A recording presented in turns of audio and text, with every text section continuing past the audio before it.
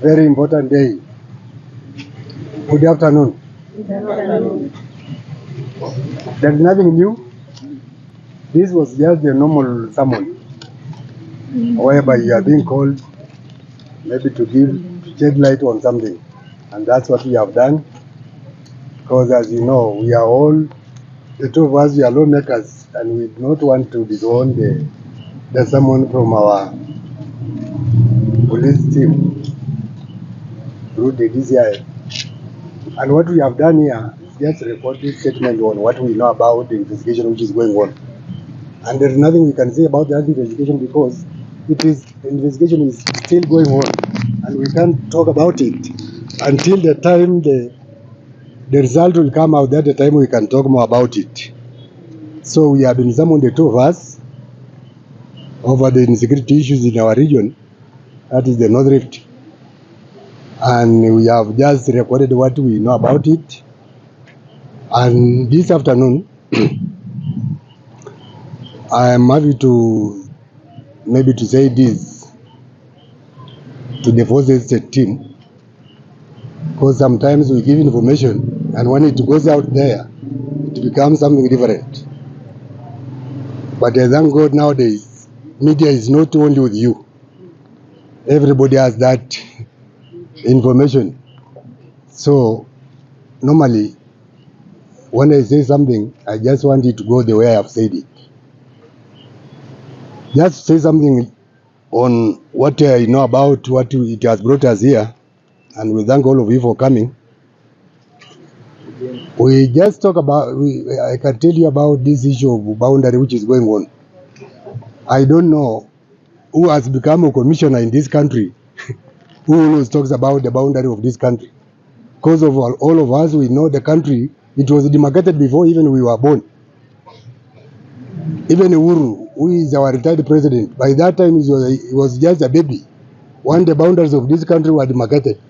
So me as a politician, and me I was not born by then.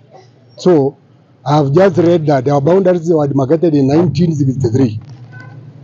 And those are the boundaries which are running this country. I don't know the politicians who are saying today this area is theirs, tomorrow another area is theirs. I fail to understand if there is any county in this republic out of the 47 counties.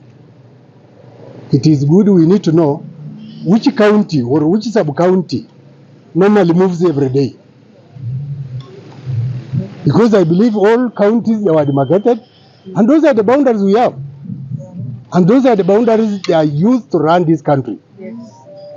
I had my colleague, who is a friend of mine, Honorable Kamket, who was there the other day last week, talking about the issue of Kapedo, which is my concerns, where he was voted in to become the MP for Turkana East last year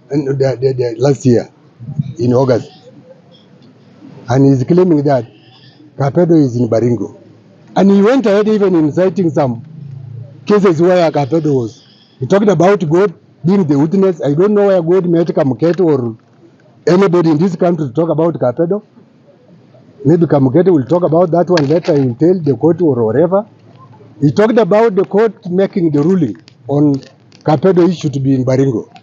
I don't know which court in this republic will go against the constitution of this country to say this is the boundary. I have never seen such a court. Maybe Kamket knows, maybe I forgot to quote. Then the other issue is the issue of the Senate ruling that Kapedo is in Baringo. I don't know which Senate. A Senate committee cannot go to a village and tell the villagers, this is your boundary. Those are lawmakers. There's no day they can go in a village and announce that this is the boundary for this tribe and this tribe, or this community and this community. So let's stop misleading Kenyans, talking about the Senate, talking about God. Let's respect God. God has never come down here to do the issue of boundaries. God is in heaven, and we believe, all of us, that we are going to see God one day, including Kamket. So I don't know where God has come one time to talk about the boundaries between my constituency and Tiaty. Those are Kenyans. They can hail anywhere in this country as by the constitution. So the Pokot, the Turkana, they can live anywhere. The Turkana, they can live in Baringo. The Pokot can live in Turkana East or Turkana County. It is their country. It is their area. But let's stop incitement. Let's stop inciting people that this area is yours. This area is yours. Every now and then. Until when? Even if it's politics. I lost in 2017 because I was a peacemaker. Mr. Elim is here, who is a retired DCC. He was in my constituency. We were doing with him peace in that area. From 2015 to 2017, there was peace between Tiaty and Turkana East. And I lost, me and Honorable Kamama, we lost because of this in 2017. And people brought me back this time again because I'm a peacemaker. So even me coming here, I was just coming because I know I'm innocent. And I was just thank our officers because they were saying, if you know something about this, and this is what I've told them. And let's leave about that issue because it is still being investigated. On this issue of the issue of people living in these areas, Kamket said here, the government of Kenya has given NPR guns to the Turkana, the Samburu, the Marakwet, the Tugen. What is making Kamket to know all this? What has brought him to know all this? That there are guns in Turkana, there are guns in Baringo, there are guns in Laikipia, there are KPR guns in Marakwet, there are KPR guns in Baringo, where he comes from. Why is he complaining? Kamket must be doing something wrong, which the government must investigate and know. Why is Kamket roaming through all these counties and know what is going on? And he's talking about the boundary. Wherever he goes, he talks about the boundary. Then finally, I just want this one to go to our beloved government, led by our beloved President, Dr. William Ruto, and to our beloved CS, Interior.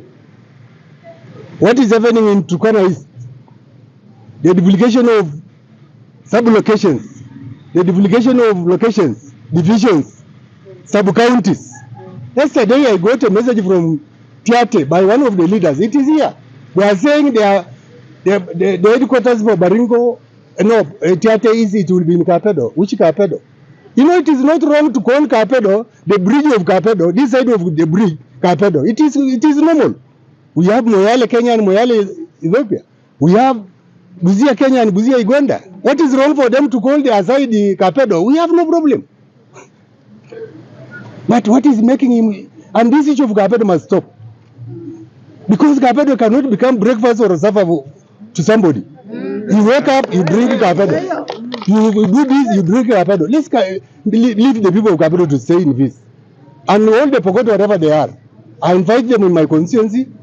I want to start the caravan of visa I was doing the other time. And I'm ready. By January, I will kick off. And I want the Pokot, and they are ready. It is only one man who is roaming around, threatening people. And the other issue, I don't know why Kamket is talking like he has some information. You know, the wife of Kamket worked with the IBC. I want that lady also to be called to tell us something on that boundary of Baringo and Turkana East. With those few remarks, I thank you, and may God bless our country, Kenya, and may God bless Turkana East. There's something I want you to know, which was said here, and it has said several times, that there are some leaders who are claiming that some land, like now Kapedo, some people they are saying they have been here for 100 years. Let's not bring this country into chaos by giving such a statement. If you can, as a leader, stood here and say, this is Nakuru, my grand whatever he was, he used to live here. How many people are we going to displace? How many people are going to fight in this country? We don't want such a kind of statement to be made here by saying I stayed in this place 100 years. What of if the Maasai will say they belong to Nairobi is theirs? We don't want chaos in this country. We want this country people to live in peace, and that's what we are going to continue preaching in this country.